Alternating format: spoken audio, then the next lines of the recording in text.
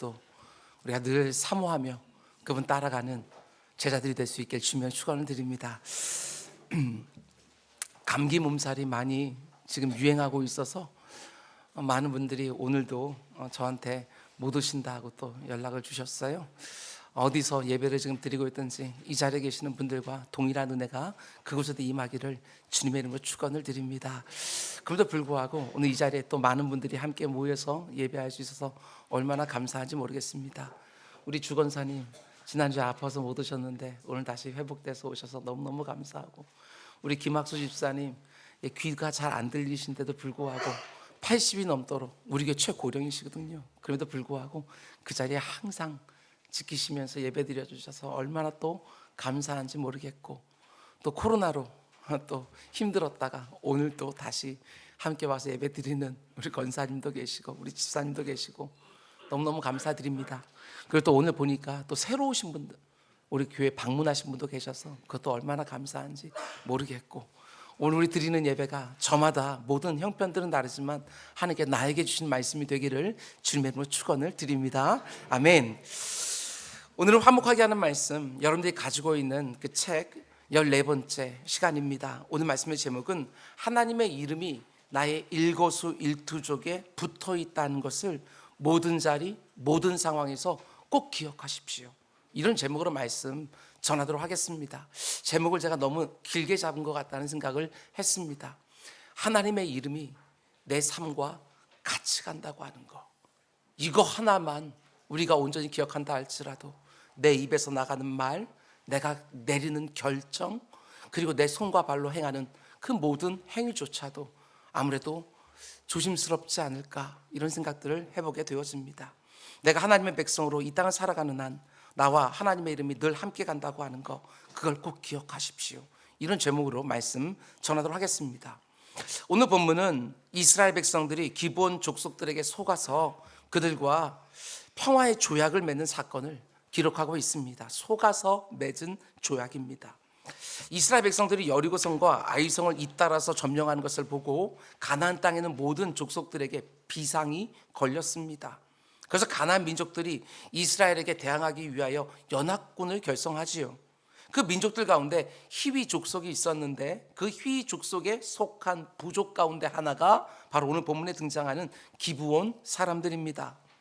기브온 사람들은 자신들이 속해 있는 히위 족속과는 다른 판단을 내립니다. 이스라엘과 우리가 싸워서 이기는 것은 불가능하다, 그게 바로 그들의 판단이었지요. 그래서 어떻게 합니까? 이스라엘 백성들과 싸우지 말고 우리 화친을 맺자, 그렇게 결정을 한 거예요. 근데 문제가 하나 있습니다. 자기들이 들은 정보로는 이스라엘 백성들이 가나안 땅에 있는 그 어떤 민족과도 화친을 맺지 않는다, 그걸 들은 거예요. 그래서 이 사람들이 어떻게 합니까? 자신들이 가나안 땅에 사는 사람들이 아니라 마치 먼 곳에서 온 사람인들 것처럼 가장을 하지요. 마치 긴 여행을 한 것처럼 낡은 옷에 낡은 신발을 신고 음식도 오래된 것처럼 위장을 하는 거예요. 낡은 부대를 나귀에 싣고 발에는 다 닳아버린 신발을 신었습니다. 몸에는 다 헤어진 옷을 걸쳤어요. 마르고 곰팡이 핀 빵을 준비해서 자기들이 먼 곳에서 온 사람인 것처럼 위장을 했어요. 그리고 우린 멀리서 왔으니 우리와 평화의 약조를 맺읍시다, 이러고 화친을 요청한 것이지요. 이스라엘 백성들이 가나안 땅에 들어가기 전에 그들의 지도자였던 모세가 단단히 이런 말이 있었습니다. 멀리 있는 족속과는 화친을 맺어도 되지만 가까이 있는 그 가나안 족속들과는 절대로 화친을 맺지 마라. 그게 바로 모세의 거듭된 부탁이었고 그게 바로 하나님의 명령이었습니다. 멀리 있는 족속은 이스라엘 백성들에게 나쁜 영향을 줄 가능성이 적지만 가까이 있는 족속은 이스라엘 백성들을 우상 숭배와 타락된 문화로 이끌 가능성이 높으니까 그들과는 절대로 함께 하지 말라고, 그 폐역한 문화에 오염되지 않도록 그들과 싸우라고, 그리고 그들을 다 몰아내라고, 이게 바로 하나님의 명령이었어요. 그들의 순전함을 보존하기 위한 하나님의 명령이었지요. 그래서 이 기브온 사람들이 찾아와서 화친을 맺자고 요청할 때 여호수아와 그 백성들은요 먼저 의심부터 했습니다. 7절 말씀 보면 이스라엘 사람들이 히위 사람에게 이르되 너희가 우리 가운데 거주하는 듯하니, 그들이 위장을 했지만 그러나 여호수아와 그 백성들은 거기에 석연치 않은 것이 있다는 것을 보게 된 거예요. 그래서 우리 가운데 거주하는 듯하니 우리가 어떻게 너희와 조약을 맺겠느냐.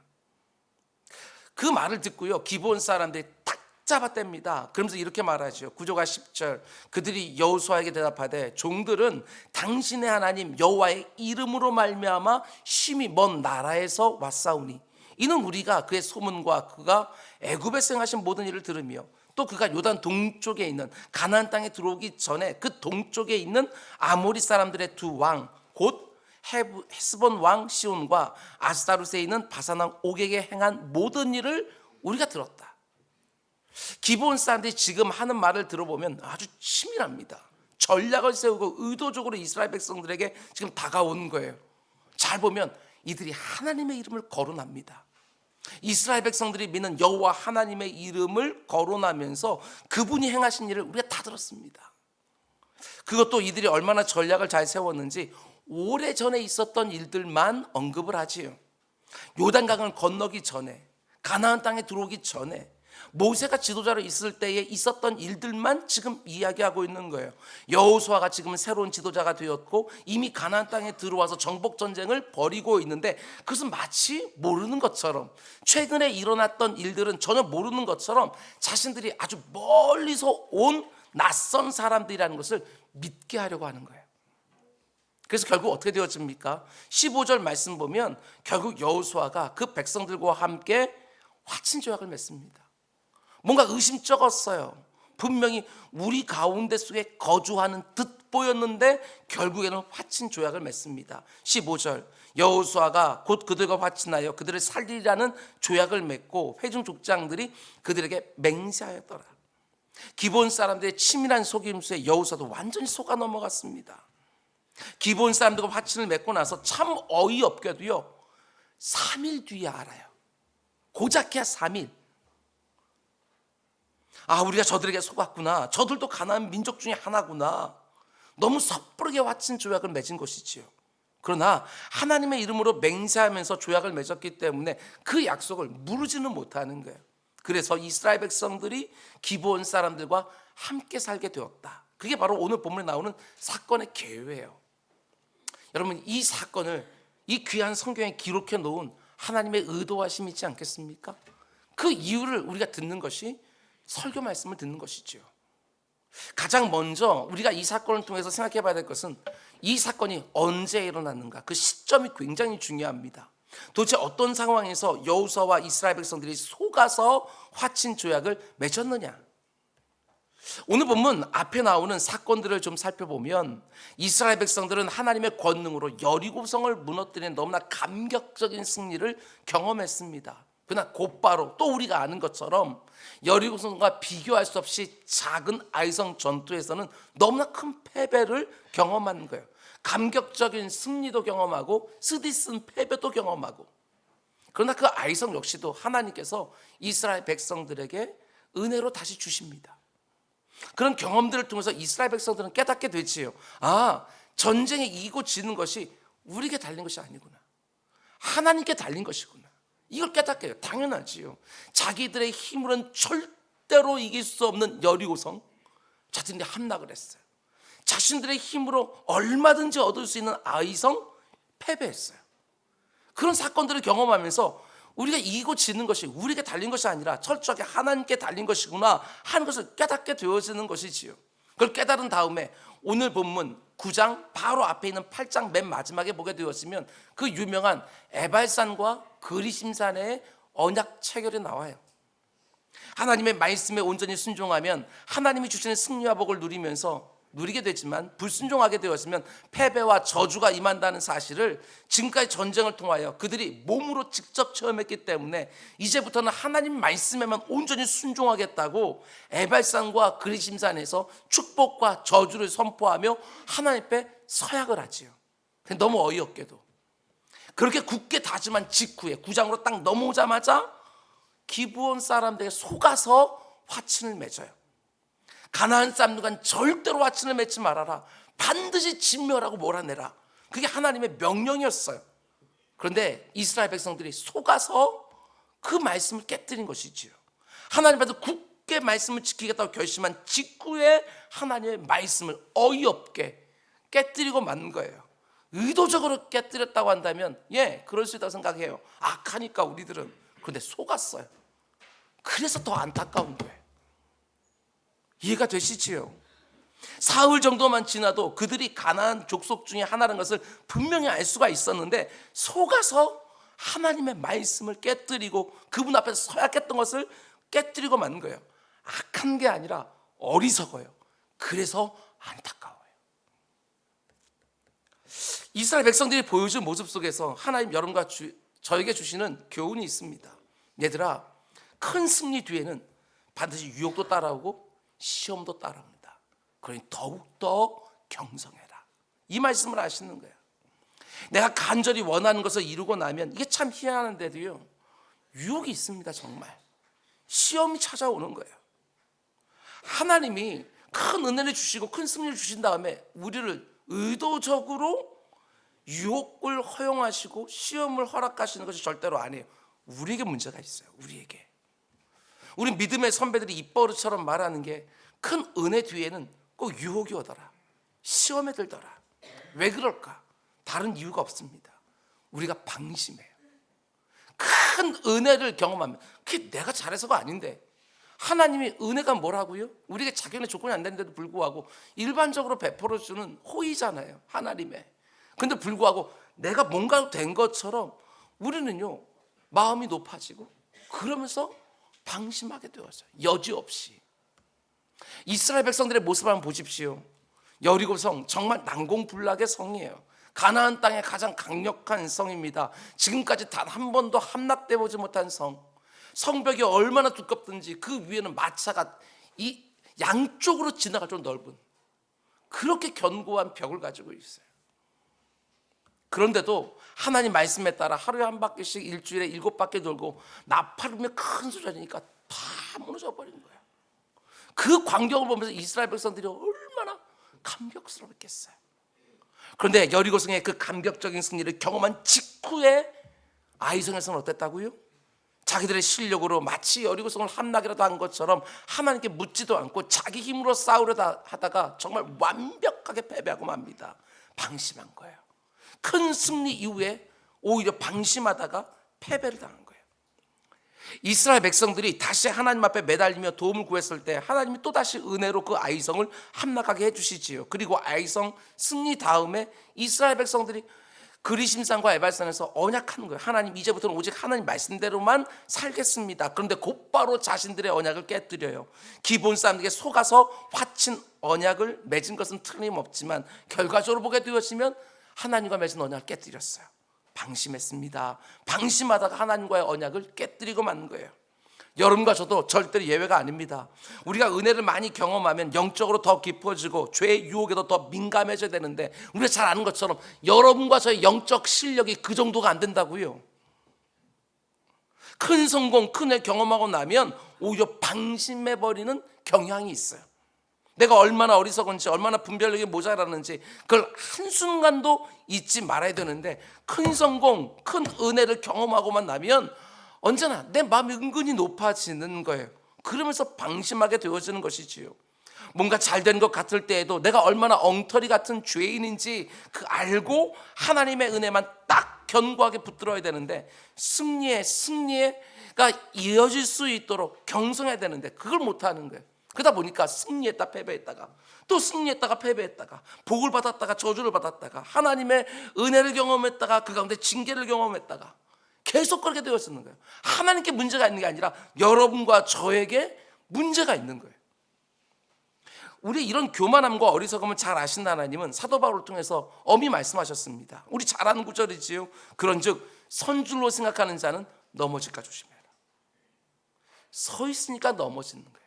잘 되니까 넘어져요. 내가 서 있다고 생각하는 순간 방심하게 되는 것이고, 언제든지 내가 넘어질 수 있다고 하는 사실을 망각하는 순간 그 순간부터 넘어지기 시작하는 것이고, 오직 하나님의 은혜로 내가 지금 서 있다는 잊어버리는 순간 틀림없어요. 온갖 유혹과 시험이 막 달려들어요. 내가 아무리 큰 은혜를 받고 이런저런 영적 경험이 많다고 하더라도 내 자신의 영성을 의지한다? 이런 엉터리가 어디 있어요. 나는 이제 그 어떤 유혹이나 시험이 와도 넘어지지 않는다. 아니요. 그런 장사 없어요. 여러분과 제가 이 땅을 살아가는 동안에는 그 누구도 스스로를 자신할 수 없어요. 잠언 기자는 그래서 이렇게 여러분과 저에게 권면합니다. 너는 마음을 다해서 여호와를 신뢰하고 네 명철을 의지하지 마라. 너는 범사의 그를 인정하라. 그리하면 그가 네 길을 지도해 줄 것이다. 스스로를 지혜롭다고 생각하지 마라. 여호와를 경외하며 악을 떠나라. 이것밖에 없습니다. 범사의 하나님을 인정하고 모든 일의 하나님을 인정하면서 내 명철을 의지하지 않는 것, 내 자신을 스스로 지혜롭다고 여기지 않는 것, 그것밖에는 유혹과 시험을 이길 수 있는 방법이 없는 거예요.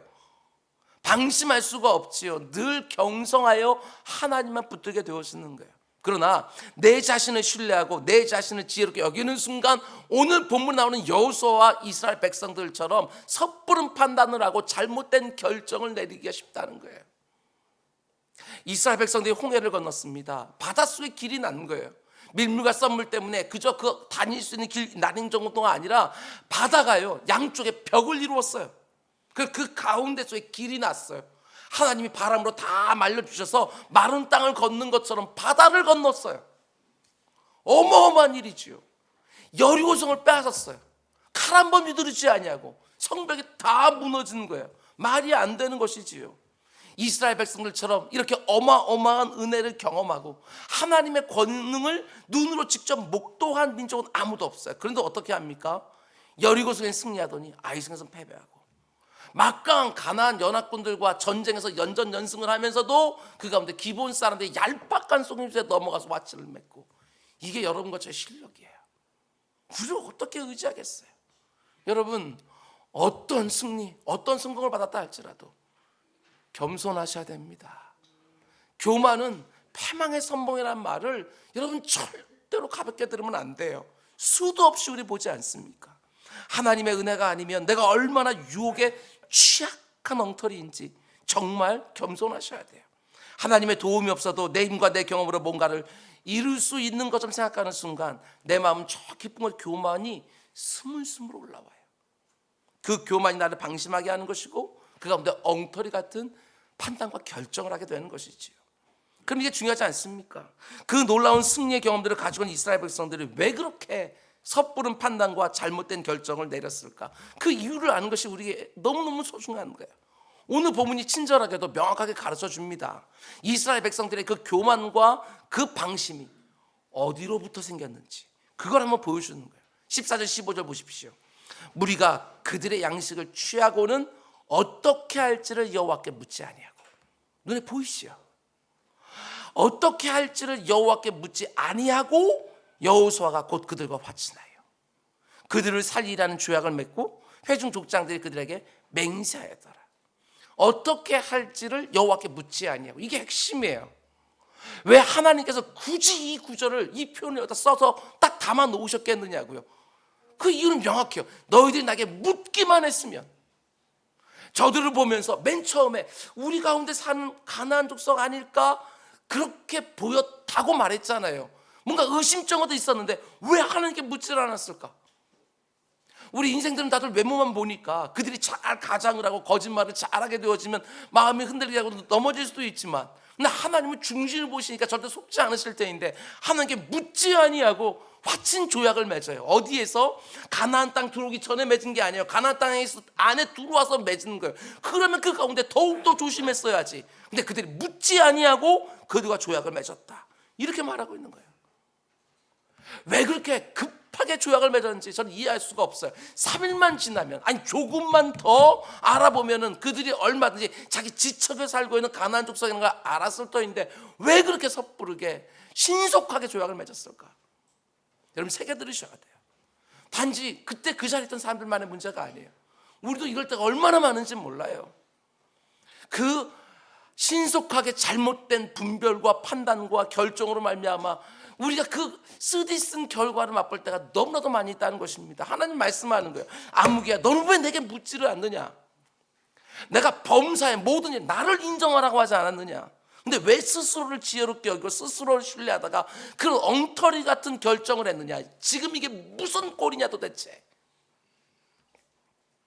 여러분 광야의 삶을 기록한 민수기의 말씀을 보면 승리했던 사건 앞에는요 여지없이 이런 표현이 나와요. 여호와께서 모세에게 말씀하여 이르시되, 그리고 그 말에 순종했을 때 승리의 사건이 나와요. 오늘 보면 속해는 여호수아서 말씀도 마찬가지예요. 이스라엘 백성들이 승리한 사건을 기록한 장면들마다 영락 없어요. 여호와께서 여호수아에게 말씀하여 이르시되, 순종했을 때 승리가 주어지는.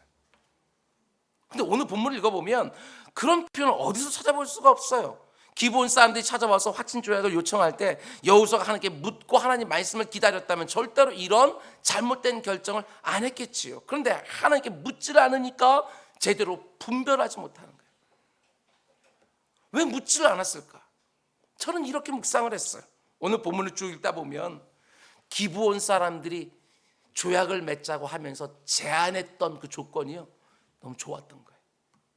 그러니까 안 물어요. 기브온 사람들의 제안을 들으면서 자기들에게 해가 될 것처럼 느꼈다면 분명 의심했을 거예요. 그런데 기브온 사람들이 화친을 맺자고 하면서 자기들의 종이 되겠다고 스스로 말한 거예요. 이게 얼마나 혹하는 제안입니까? 전쟁도 안 하고 그 많은 사람들을 자기들의 종으로 부릴 수 있는 것이지요, 마다할 이유가 없었던 거예요. 더군다나 이스라엘 백성들이 어떤 민족입니까? 지금까지 그 오랜 세월 동안 430년 종노릇한 그 민족인데 지금 자기들에게도 종이 생기는 거예요. 너무나 혹하는 제안을 하니까 하나님께 물어보지도 아니하고 덥석 물어버린 것이지요. 그게 바로 여러분 유혹이라는 겁니다. 유혹과 시험은 언제나 그런 방식으로 와요. 사단이 뱀으로 위장해서 아담과 하와에게 교묘하게 제안합니다. 저 선악과만 따먹으면 너희도 하나님처럼 될 것이다. 하나님은 보지도 말고 만지도 말고 먹지도 마라 분명히 말씀했는데 그 말을 듣자마자 선악과를 딱 올려다 보니까 어떻게 보였다고 성경이 굳이 기록하고 있습니까? 보암직도 하고 먹음직도 하고 정말 하나님처럼 지혜로워질 것처럼 탐스럽게 보였다. 이 말을 거기다 써놓고 있는 거예요. 안목의 정욕이지요. 거기에 넘어가는 거예요. 그게 유혹입니다. 유혹. 보암직도 안 하고 먹음직도 안 하면 그게 무슨 유혹이 되겠어요?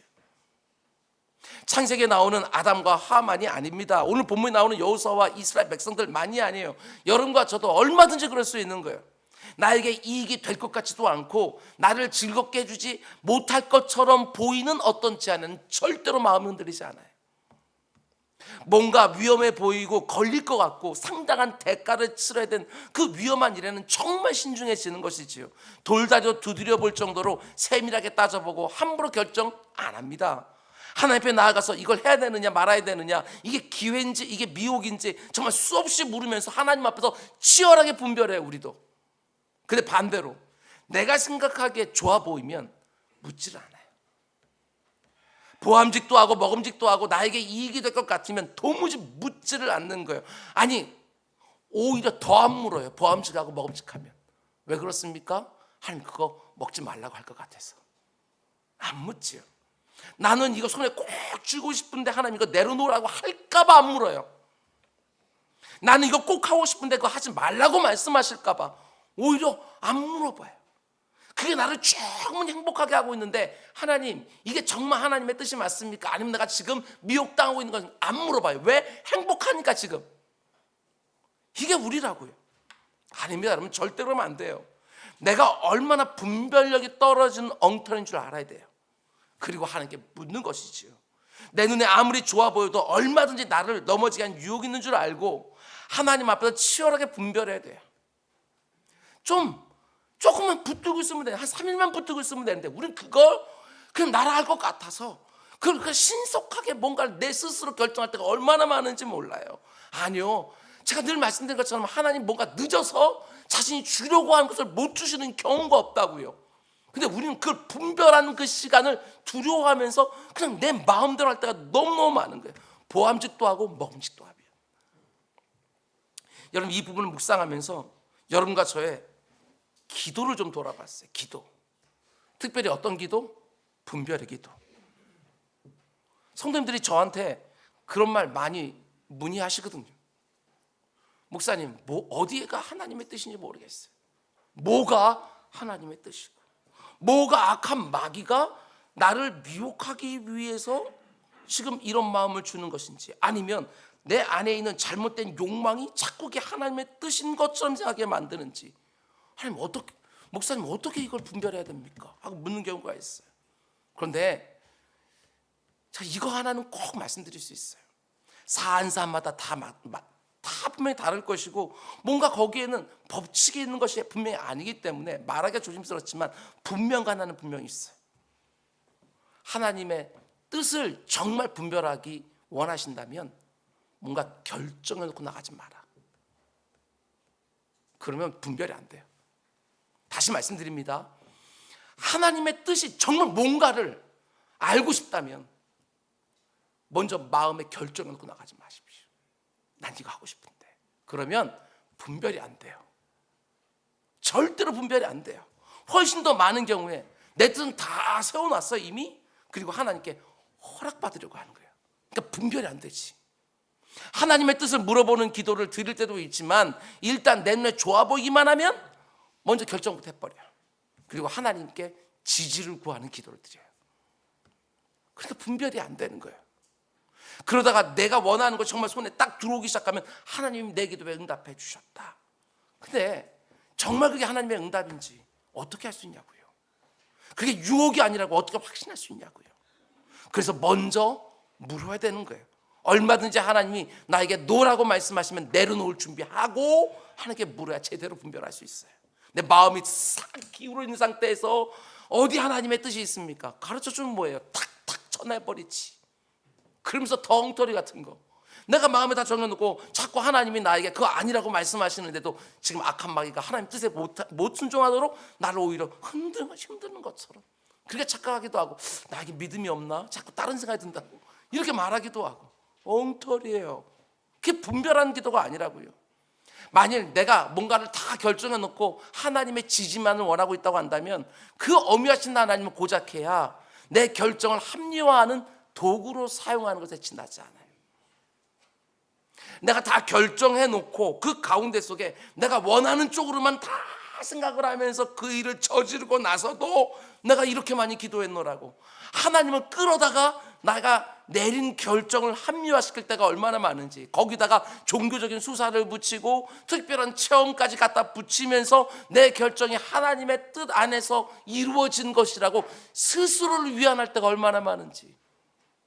모든 기도를 갖다 말하는 게 아니에요. 우리가 때로는 내가 간절히 소원하는 것이어서 하나님께 강청해야 될 때도 분명히 있어요. 마음 가운데 간절한 소원함을 가지고. 그런데 분별하는 기도는 그렇게 드리면 안 된다고요. 한마디로 내가 뭔가 결정하기 전에 하나님의 뜻을 물어야 되는데 거꾸로 합니다. 거꾸로. 내가 원하는 것을 먼저 다 결정해 놓고 하나님의 뜻을 흔들려고 하는 거예요.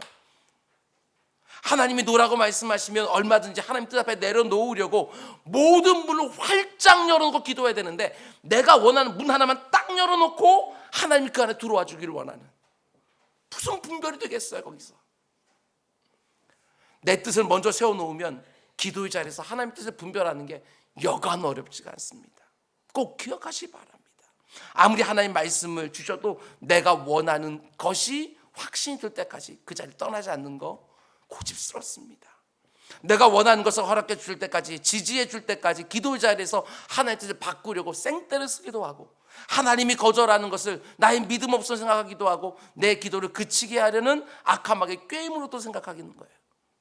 여러분, 다시 말씀드립니다. 결정하기 전에 먼저 분별의 기도를 하십시오. 결정하기 전에 분별의 기도를 드리십시오. 마음을 활짝 열어놓고 기도해야 하나님의 뜻이 제대로 분별되기 시작을 합니다. 그래야 유혹에 안 넘어갑니다. 그래야 내 안에는 욕망에 넘어지지 않게 되어지는 거예요. 뿐만 아니라 이 부분도 너무 중요한데요. 여러분, 힘들 때만 기도하는 게 아닙니다. 잘 될 때도 반드시 기도해야 돼요. 오히려 잘 될 때가 더 위험하거든요.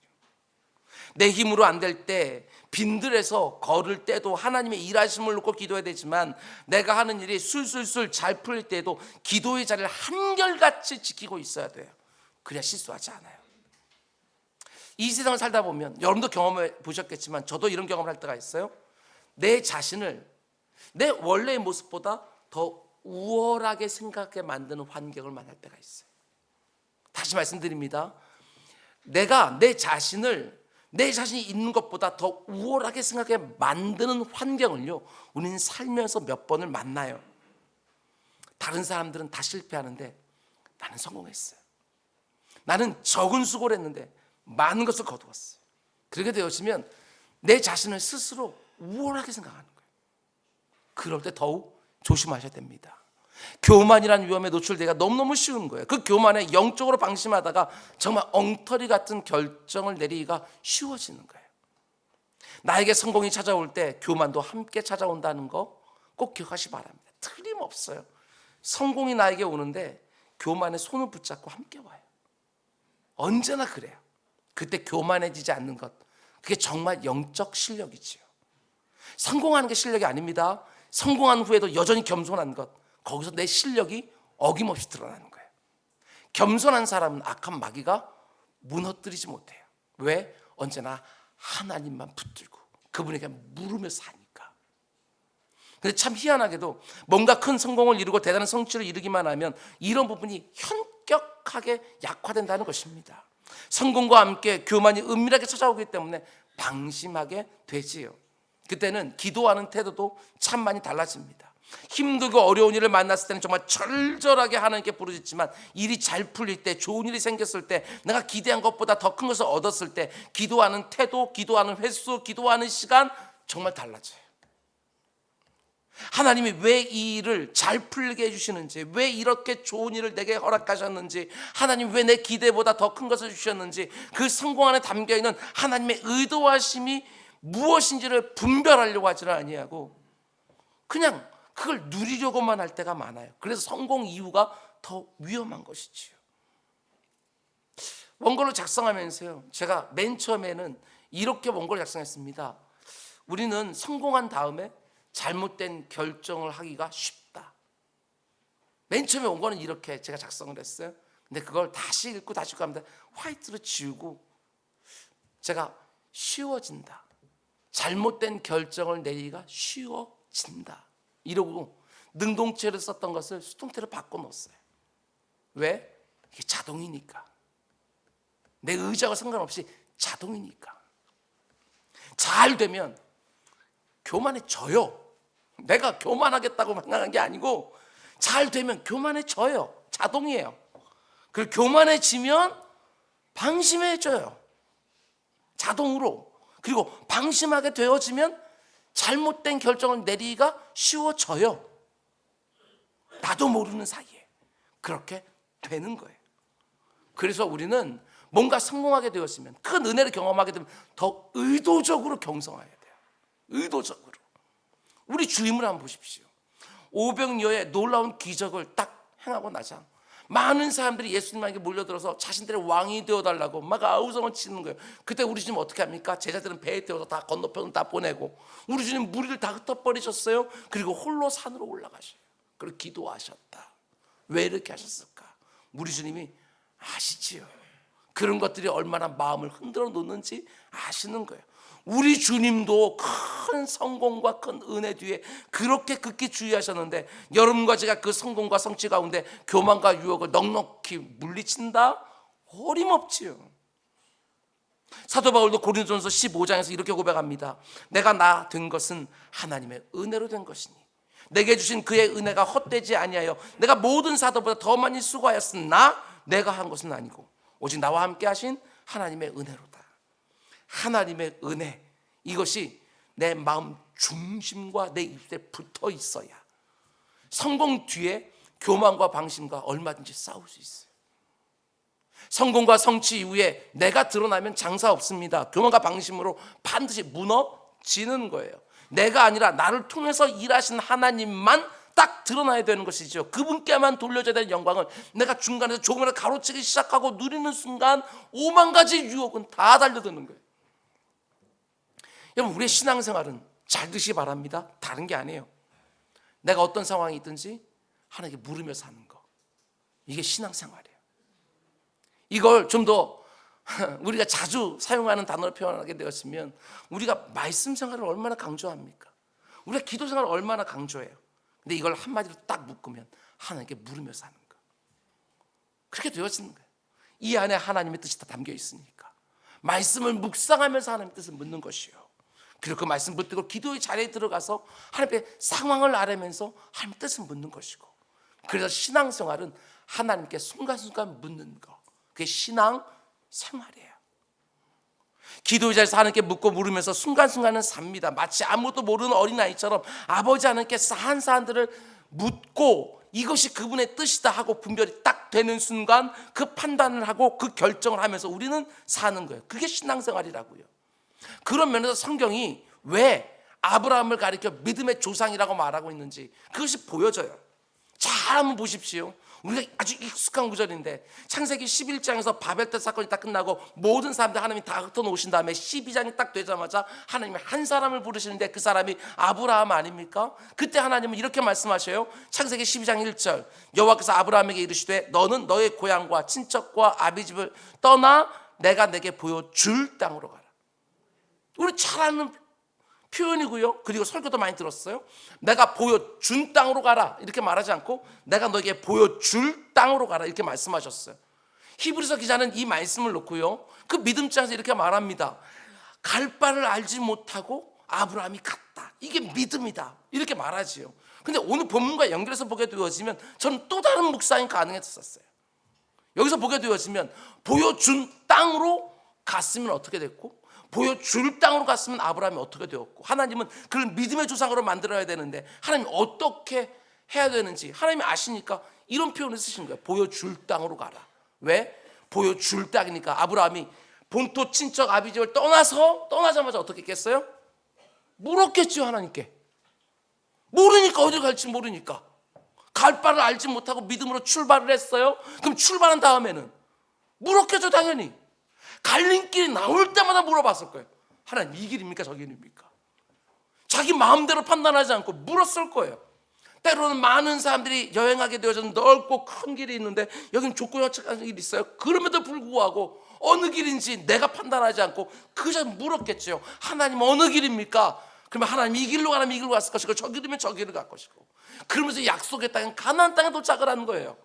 그 모든 과정을 통해 묻는 과정에서 아브라함은 하나님이 살아계신 분이라는 걸 경험하게 되어지는 것이고, 그의 믿음은 점점점 더 분명해지는 것이고, 물을 때에, 그리고 하나님의 응답을 들을 때에, 그리고 순종할 때에, 그리고 하나님의 역사를 볼 때에 그 가운데 우리의 믿음은 더욱더 견고해지고 아브라함은 믿음의 조상이 되었어요.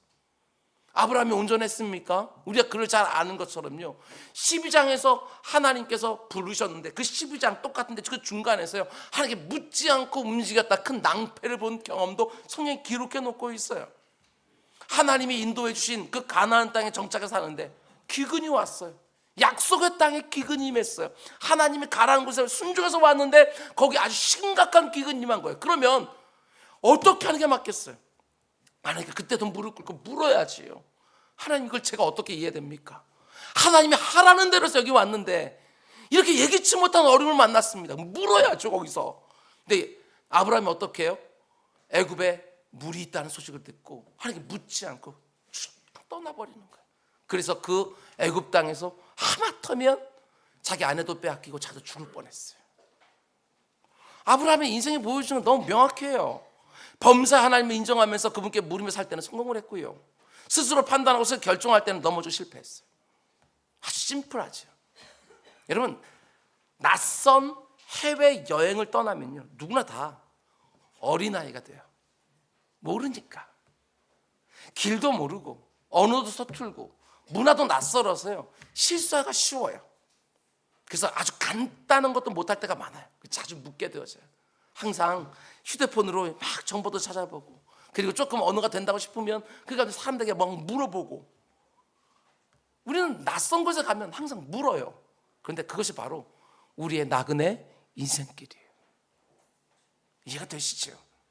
오늘 우리에게 주어져 있는 이 모든 인생의 시간은 아무도 걸어보지 못한 초행길이에요. 여러분도 초행길이고 저도 초행길이에요. 걸어봤던 시간을 사는 게 아닙니다. 이미 살았던 시간을 다시 사는 것도 아닙니다. 모든 사람들이 하루하루 새로운 시간을 우리는 지금 살고 있는 거예요. 아무리 현자라 할지라도, 아무리 많은 정보를 가지고 있는 사람이라 할지라도 그 사람도 초행길을 오늘 살고 있는 거예요. 우리가 단지 인과론에 따라서 경험적으로 이런 확률이 많다 저런 확률이 많다 하지만 그 가운데 예기치 못한 것들이 왜 이렇게 많아요? 우리의 초행길이에요. 우리의 판단이 분명하지 않는 거예요. 정말 기회처럼 보이는 시험도 있고요, 시험처럼 보이는데 그 가운데 하나님의 뜻이 담겨져 있을 수 있고, 근데 우리가 뭐가 그렇게 지혜롭다고 거기서 하나님께 묻질 않고 그 초행길을 사냐고요. 어림없는 것이지요. 우리가 예수 그리스도를 나의 구주로 영접하는 순간 요한복음은 이렇게 말합니다. 거듭났다고, 다시 태어났다고. 여러분, 우리 신앙생활은요, 어린아이로 살 때가 가장 안전해요. 어린아이로 아무것도 몰라서 마치 엄마 아빠한테 맨날 묻는 것처럼, 그래 가장 안전해요. 우리는 예수 그리스도를 믿는 순간 우리는 어린아이로 살아가는 거예요. 그래서 지금까지 이 세상에서 아무리 많은 것을 내가 배웠다 할지라도 전혀 배운 것이 없는 사람처럼 하는 게 물어야 되고, 지금까지 내가 산전수전 다 겪으면서 이런저런 경험을 많이 했다 할지라도 마치 아무런 경험도 못한 것처럼 하는 게 물으면서 사는 것이고, 그게 신앙 생활. 아브라함이 갈대아 우르에 살고 있을 때는 누구에게 묻지 않았을 거예요. 왜? 그는 75세의 경험 많은 노인이었고 그 땅의 유지였으니까. 아브라함이 누군가에게 묻는 경우보다는 사람들이 아브라함에 가서 물었을 거예요. 그런데 아브라함이 하나님의 부르심을 딱 받는 순간부터 그는 묻는 사람이 돼요. 하나님, 어떻게 할까요? 어디로 갈까요? 이게 하나님의 뜻입니까? 이게 제 안에 욕망입니까? 하고 묻는 삶을 살아요. 그게 신앙 생활. 너무 안타까운 것은 오늘날에 참 많은 성도들이요, 하나님 잘 묻질 않아요. 분별하는 건 안 해요. 너무나도 영적으로 게으른 거예요. 그래서 내 경험 가지고 내 지식 가지고 결정하지 하나님께 잘 묻지를 않는 거예요. 그래서 얼마든지 우리는 이렇게 말할 수 있어요. 오늘날의 성도들이 보편적으로 교만해졌다. 그냥 기도의 자리에 사람들이 주는 게 아니고 보편적으로 교만해졌다. 그래서 하나님 말씀보다도 내 경험과 내 지식을 더 신뢰해요. 앞에서 보았던 잠언 3장의 말씀처럼 너는 마음을 다하여 여호와를 신뢰하고 네 명철을 의지하지 말라. 너는 범사의 길을 인정하라. 그리하면 네 길을 지도하시라. 이게 하나님의 약속이거든요. 하나님을 온전히 의지하고 내 명철과 내 지혜를 의지하지 않고 하나님께 물으면 하나님이 내 길을 지도해 주시리라, 가르쳐 주시리라. 이게 하나님의 약속이에요. 그 뭔가 중대한 결정을 내렸을 때 그 가운데 하나님 앞에 나와서 분별하는 것은 너무나도 중요한 일이 아니에요? 어느 대학을 갈까요? 어느 직장을 갈까요? 한 여기는 복지가 좋아 잘 돼 있고요, 여기는 연봉이 많습니다, 여기는 일은 좀 힘들지만 여기 대우를 너무너무 잘해줍니다, 전망이 있습니다, 뭐 이런 것들 내가 알고 있는 그 정보 다 내놓고 정하지 말고, 여기에요 하고 딱 정해놓지 말고 내 욕망으로 이거 다 정해놓고 그렇게 하지 말고 하나님께 문을 열어놓고, 하나님 여기는 이렇고 여기는 이렇고, 이건 나가 경험해서 나 알고 있는 것들이니까 다 내어놓고 하나님의 뜻 가르쳐 주시면 그것으로 하겠습니다.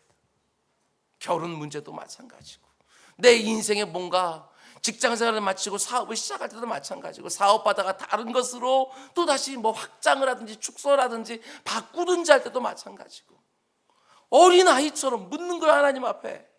그러면 하나님의 지도를 받게 되어지는 것이지요. 매일매일 하나님께 묻는 삶이 신앙생활이다.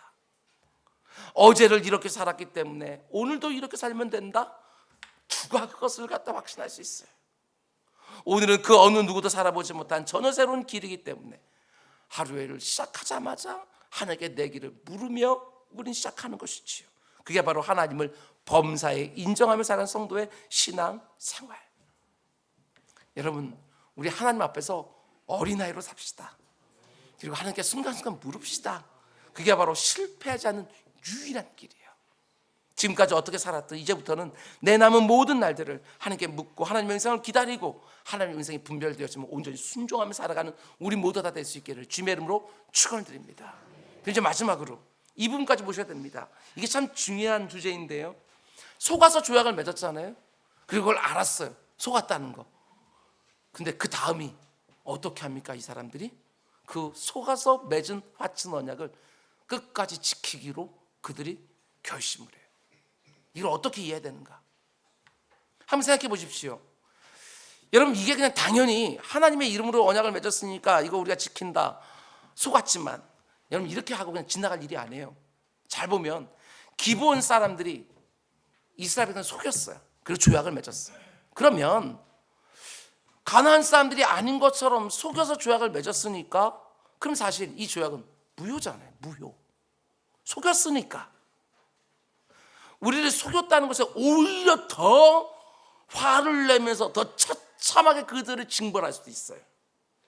그런데 이스라엘 백성들은 이 조약이 유효하다, 우리가 지켜야 된다, 이렇게 하고 있는 거예요.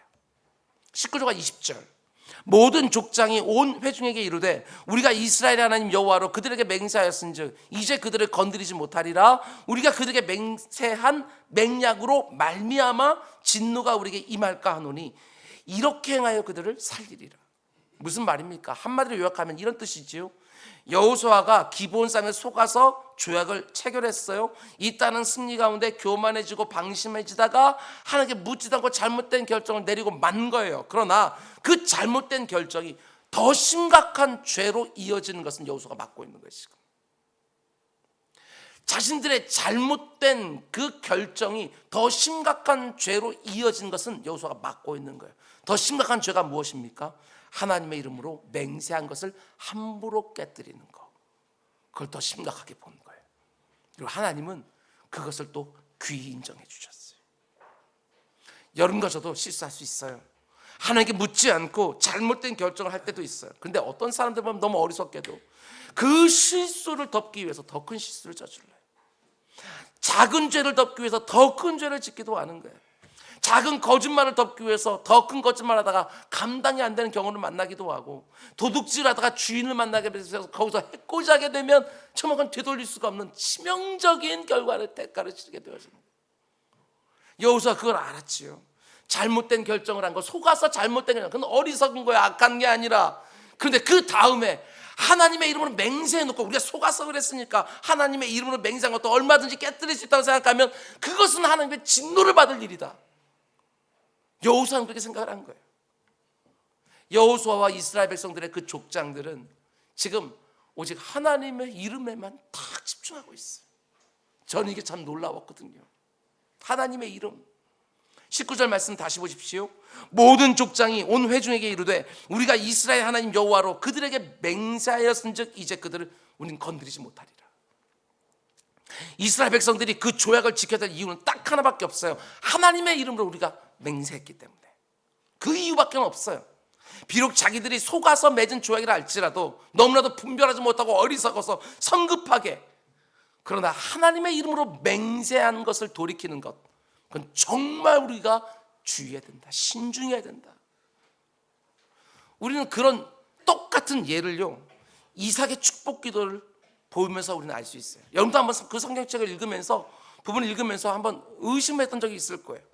동생 야곱이요, 쌍둥이 형 에서를 속이고 자기가 에서인 것처럼 위장을 해요. 오늘 본문 나오는 이 기브온 사람들처럼 똑같이 온몸에 털을 두르고 목소리를 바꾸면서 형 에서처럼 위장을 했어요. 그리고 노년에 눈이 어두워진 자기 아버지 이삭을 속여서 형 에서가 받아야 될 장자의 축복 기도를 대신 다 받은 거예요. 아버지 속였어요, 위장해서. 에서가 그 사실을 알게 되지요. 그래서 에서가 아버지 이삭에게 찾아와서 야곱이 속였다고, 내가 에서라고, 나에게 기도해 줘야 된다고 이렇게 외치니까 이삭이 뭐라고 얘기합니까?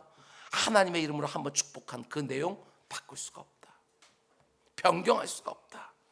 하나님의 이름으로 한번 말한 것 번복할 수 없다는 것, 그것이 바로 이삭의 신앙이었고 이스라엘 백성들의 신앙이었어요. 무엇보다 그들에게는 하나님의 이름에 대한 경외심이 있었던 거예요. 경외심.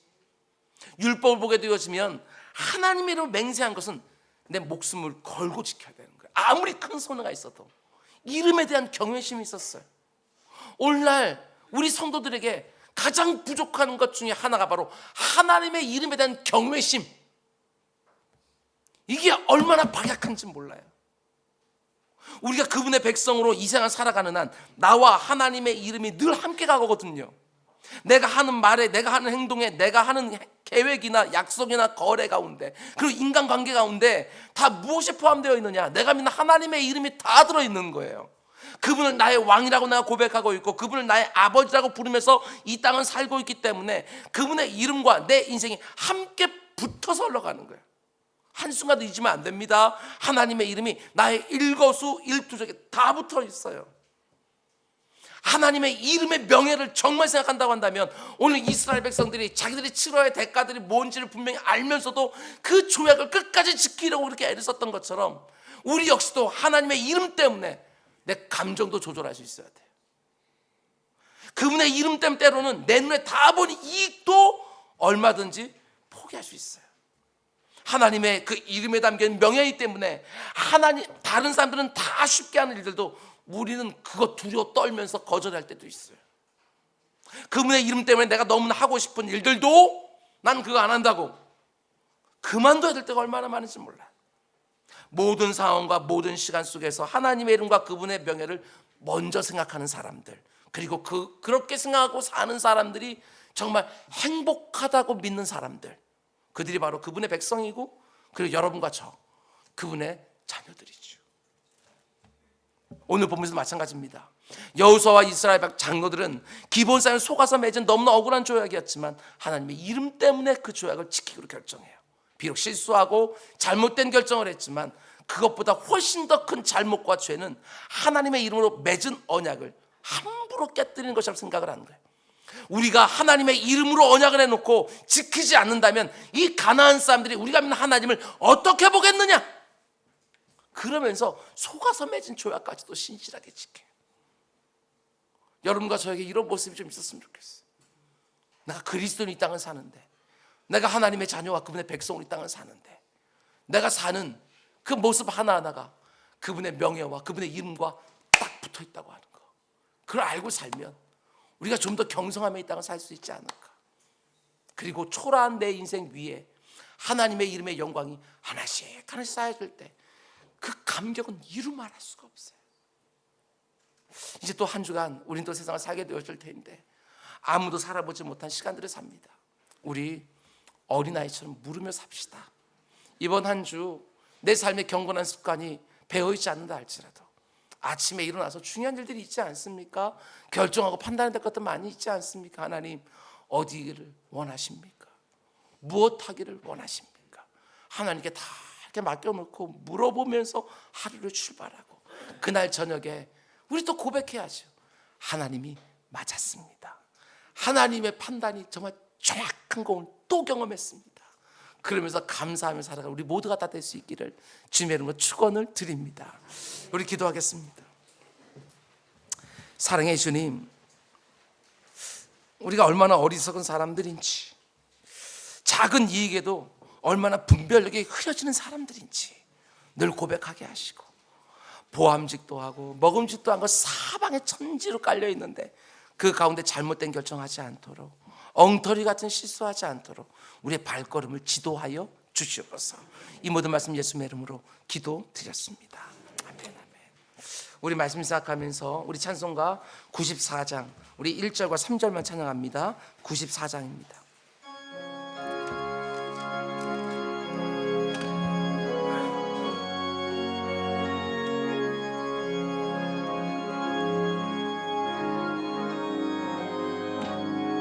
주 예수보다 더 귀한 것 없네. 주 예수보다 더 귀한 것은 없네. 이 세상 부귀와 바꿀 수 없네. 영축을 내 대신 돌아가신 사랑 잊지 못해. 세상 즐거워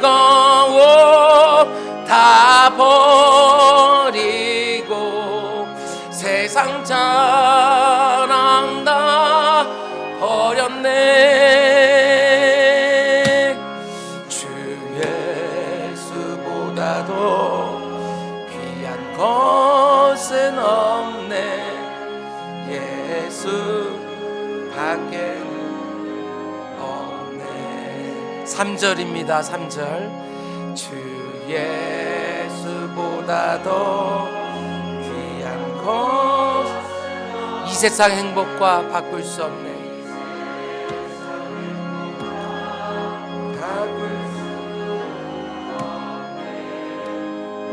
유혹과 핍박이 몰려와도 주를 섬기는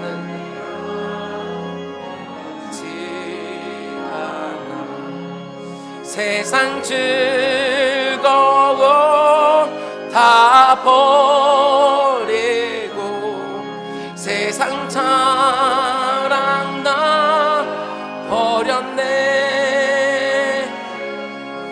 주 예수 쓴 없네. 예수 밖에 없네.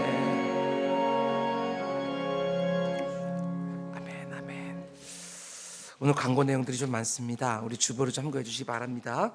여러분 주보를 보게 되어지면 간지가 하나씩 다 들어있지요.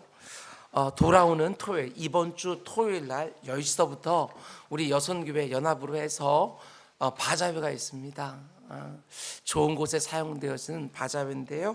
10시부터 참석하는데 시작되어지는데 제 경험으로는 12시만 넘어도요 좋은 곳은 이미 다 빠져 있습니다. 아침 일찍부터 오십시오. 그리고 교회 오셔서 아침을 먹는다 생각하시면 될 것 같고, 아점을 먹어도 좋고요, 점심을 드셔도 좋습니다. 먹거리도 많으니까 꼭 많이 오셔서 그 가운데 함께 우리 바자회에 참여해 주시기를 부탁을 드립니다. 그리고 물품들은 이번 주 목요일까지 여러분들 또 기부해 주시면 그것들도 판매해서 좋은 곳에 사용하도록 하겠습니다. 그리고 다음 주 주일날 오후 예배 이후에 한 3시쯤 되겠지요. 우리 정기 제식회로 모임이 있습니다. 특별한 안건이 있는 것은 아니고요. 지금 교회